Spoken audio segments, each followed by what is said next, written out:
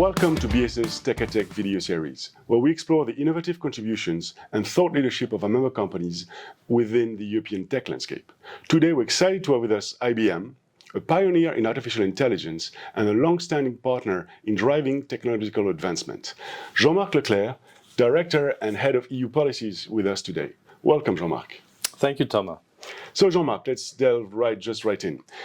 Can you share a bit about IBM approaches AI development and how it distinguishes itself in the European market? Thanks, Thomas. Yeah, it's a very important point. I have two words for you: trust and openness. IBM's been in Europe for over 100 years. And I think one of the key reasons for the longevity of this presence in the market is that we make products, technology that our clients can trust. And we're a B2B company, so what we produce is technologies that solve very specific problems that our clients have. Now, we produce powerful technology. When it comes to AI, our bet is that you will adopt AI that you can trust. So it's all about trust in AI for us, data you can trust, risk assessment processes you can trust, etc., and our tools allow you to do that. Now, the development of these tools, we believe, has to be done in an open ecosystem where many parties can contribute, and this allows for more transparency as well, which is a key element of trust. So, Jean-Marc, just thank you very much on trust, because you mentioned it several times, and this is a critical part of IBM. So could you be a bit more specific and give us some ideas on how you build that into AI solutions, especially like within Watson X? We're always trying to put ethical principles into practice. I think IBM was one of the first companies to set up an AI ethics board.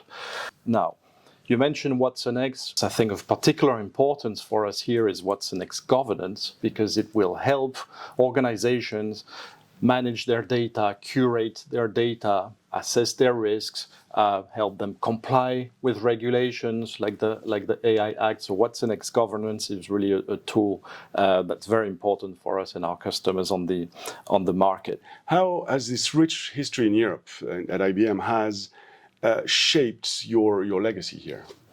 Yes, it's a long and rich history indeed, which takes us over 100 years ago. I think the first entity of IBM in Europe was created in France in 1914. And since then, IBM has been providing the back-end infrastructure to a lot of critical sectors of the industry, thinking air travel, healthcare, finance. IBM provides technology that supports these industries. Our main lab in Zurich was opened in the 1950s. And we've had Nobel Prize winners coming out of this lab, and we keep on working on groundbreaking inventions on semiconductors and nanotechnologies and quantum computing, very vibrant research area.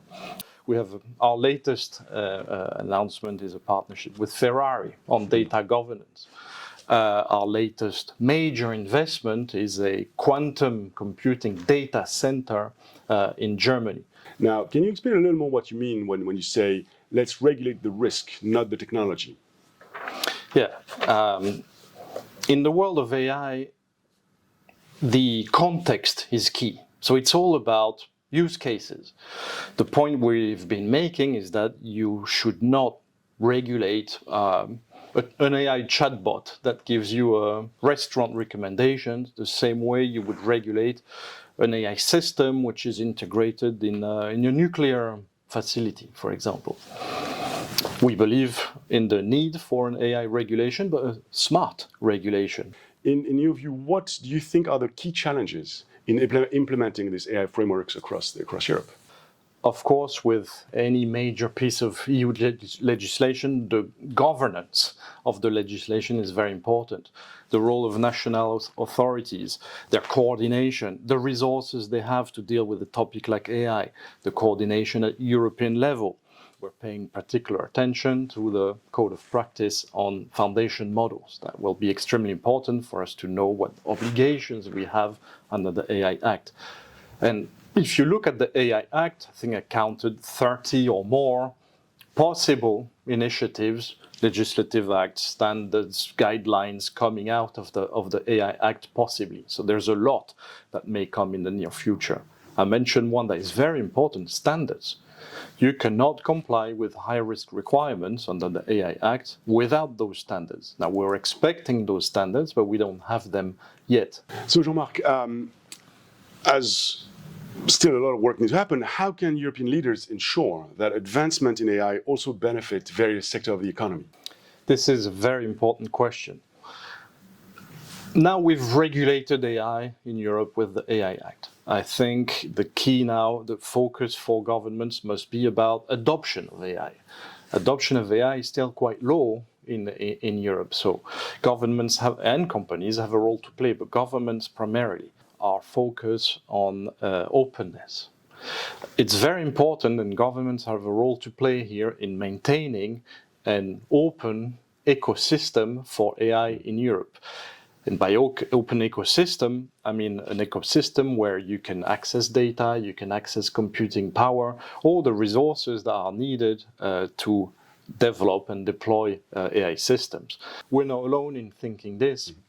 We've helped set up an AI alliance like last year with other companies, research organizations, universities, etc., to work on a more open approach to AI. But I think this is really the area where governments can help.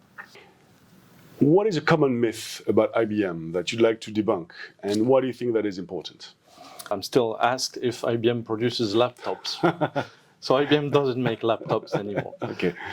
We make great technologies, AI, quantum, cloud, but no laptops. Thank you very much, Jean-Marc. Thanks for having me. It's a pleasure to talk to you this morning.